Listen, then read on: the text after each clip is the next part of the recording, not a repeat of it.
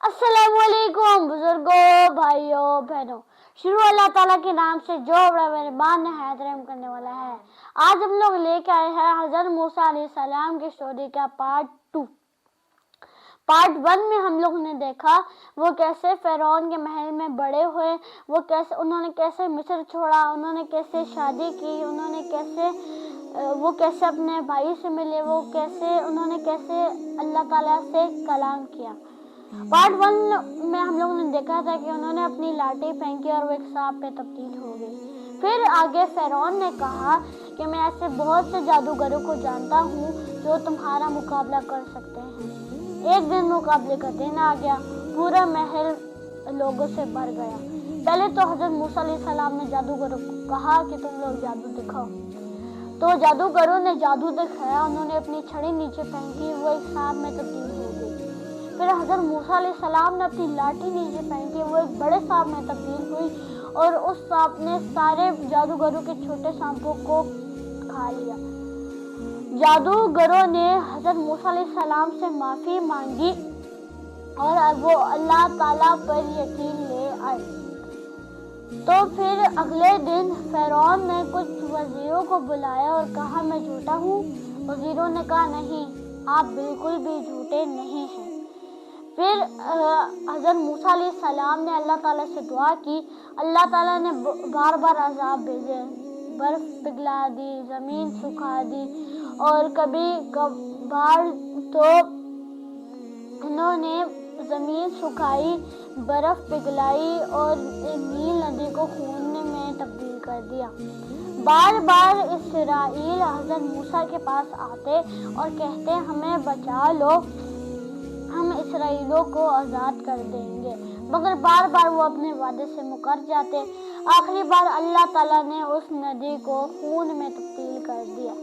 हज़रत मूसा अलैहिस्सलाम अपने बंदों के साथ मिस्र छोड़ दिया। वो नील नदी तक पहुँचे। फ़िरौन को पता चल गया था कि इसराइल और हज़रत मूसा मिस्र छोड़ रहे हैं, तो उन्होंने उसका पीछा करना शुरू कर दिया। जब हज़रत मूसा नील नदी तक पहुँचे तो अल्लाह ताला ने नील नदी के बीच में एक रास्ता बनाया और फिर वो दूसरी तरफ चले गए।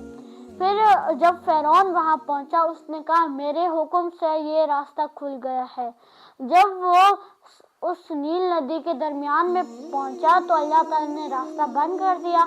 वो उस नील नदी में डूब गया। उसने कहा मुझे माफ़ कर दो, मैं अल्लाह ताला पर यकीन ले आऊँगा, ये मेरे सारे गुनाह माफ़ कर दो। तो फिर हज़रत मूसा अलैहिस्सलाम ने कहा अब बहुत देर हो चुकी है, अब माफ़ी का कोई फ़ायदा नहीं।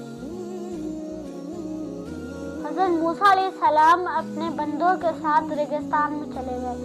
हज़रत मूसा अलैहिस्सलाम को प्यास लगने लगी। उन्होंने अल्लाह ताला से कहा मुझे प्यास लग रही है। तो अल्लाह ताला ने कहा अपनी लाठी को इस चट्टान पे मारो। उन्होंने अपनी लाठी चट्टान पे मारी और चट्टान से पानी निकलने लगा। सबने पानी पी लिया। फिर अल्लाह ताला ने ऊपर से खाना भेजा, सबने खाना भी खा लिया। फिर हज़रत मूसा और उनके बंदे दिन रात शाम रेगिस्तान में सफ़र करते रहे। एक दिन हज़रत मूसा अलैहिस्सलाम ने एक पहाड़ पे चढ़ने का फैसला किया। उससे पहले अल्लाह ताला ने कहा कि पहले 30 रोज़े रखो। हज़रत मूसा अलैहिस्सलाम ने 30 रोज़े रखे। फिर अल्लाह ताला ने कहा और रोज़े रखो। उन्होंने और रोज़े रखे और फिर वो पहाड़ के ऊपर चढ़े। पहाड़ पे चढ़ना बहुत तकलीफ दिल और मुश्किल था। वो पहाड़ के ऊपर तक पहुँचे। उनको गए हुए 40 दिन हो गए थे। तो इसराइलों में एक शैतान बंदा था। उन्होंने बाकी इसराइलियों को कहा कि हज़रत मूसा तुम्हें छोड़ के चला गया है, चलो हम बुत की इबादत करते हैं। तो शैतान बंदे ने सारे इसराइलियों के ज़ेवर ले लिए और एक गड्ढा खोदा, उसमें ज़ेवर को डाला, उसके नीचे आग लगाई और ज़ेवर को पिघला दिया। उससे उन्होंने एक बुत बनाया और उसके सामने इबादत करने लगे। जैसे ही हारून अलैहिस्सलाम ने ये देखा, उन्होंने कहा तुम एक बहुत अजीम गुनाह कर रहे हो, इसकी इबादत करना छोड़ दो। تو اسرائیلیوں نے کہا جب تک موسیٰ نہیں آئیں گے ہم تب تک اس کی عبادت کرنا نہیں چھوڑیں گے۔ جو اللہ پر یقین رکھتے تھے وہ سائٹ پر ہو گئے ہارون علیہ السلام کی طرف۔ جب حضرت موسیٰ علیہ السلام واپس آئے انہوں نے دیکھا کہ کچھ اسرائیل بت کے سامنے عبادت کر رہے ہیں۔ وہ غصے سے بھر گئے اور انہیں پتا تھا کہ اللہ تعالیٰ ان کو اس چیز کی سزا بھی دے گے۔ انہوں نے اس سب اسرائیلیوں سے پوچھا کہ تم لوگ اس بت کی عبادت کر رہے ہو، تم جیسے ہی میں گیا تم نے اس بت کی عبادت شروع کر دی۔ اور پھر حضرت موسیٰ علیہ السلام نے اس شیطان بندے کو کہا تم یہاں سے چلے جاؤ، اب تم اکیلے رہو گے۔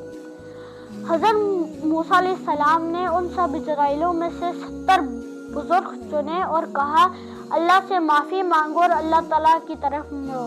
وہ سب ایک پہاڑ پہ پہنچے تو حضرت موسیٰ علیہ السلام نے ان بزرگ کو کہا کہ تم ادھر رکو۔ پھر حضرت موسیٰ علیہ السلام آگے بڑھے، انہوں نے اللہ تعالیٰ سے کلام کیا۔ جب وہ واپس آئے بزرگ نے کہا جب تک ہم لوگ اللہ کو نہیں دیکھ سکتے ہیں ہم تب تک اللہ پہ یقین نہیں کریں گے۔ اللہ تعالیٰ نے ایک زلزلہ بھیجا، سب اسرائیل ہل گئے۔ ریگستان میں سفر کرتے کرتے ہارون علیہ السلام کا انتقال ہو گیا۔ کچھ دنوں بعد جب حضرت موسیٰ علیہ السلام کی باری آئی، موت کے فرشتے ان کے پاس آئے تو انہوں نے زوردار موت کے فرشتے کی آنکھ پر وار کیا۔ موت کا فرشتہ واپس اللہ تعالیٰ کے پاس گیا اور کہا آپ نے ہمیں ایسے پیغمبر کے پاس بھیجا ہے جو مرنا ہی نہیں چاہتا۔ تو اللہ تعالیٰ نے کہا واپس اس کے پاس جاؤ اور اس سے کہو کہ ایک بیل کی پیٹھ پہ ہاتھ رکھے، جتنے بال اس بیل کے گریں گے اتنے ان کے عمر میں اضافہ ہوگا۔ موت کے فرشتے واپس حضرت موسیٰ علیہ السلام کے پاس گئے اور کہا اگر موت آنی ہے تو ابھی آ جاؤ۔ تو حضرت موسیٰ علیہ السلام نے کہا مجھے موت دے دو مگر ایسی مقدس جگہ پہ دو تاکہ میں دیکھ سکوں۔ اللہ تعالیٰ نے ان کی دعا قبول کی اور ان کی ایک مقدس جگہ پر انتقال ہو گیا۔ ہمیشہ وہ اللہ تعالیٰ سے سیدھی بات کرتے تھے اور بہت فرما برداری سے بات کرتے تھے۔ اس پوری سٹوری سے ہم نے سیکھا کہ ہر مشکل کے آگے آسانی ہے۔ ہم نے دیکھا وہ کیسے فرعون کے محل میں بڑے ہوئے، اللہ تعالیٰ سے کلام کیا، کیسے شادی کی، کیسے مصر چھوڑا۔ تو بزرگوں، بھائیوں، بہنوں، یہ تھی ہماری آج کی سٹوری۔ پھر ملیں گے ایک نئی سٹوری کے ساتھ، تب تک کے لیے اللہ حافظ۔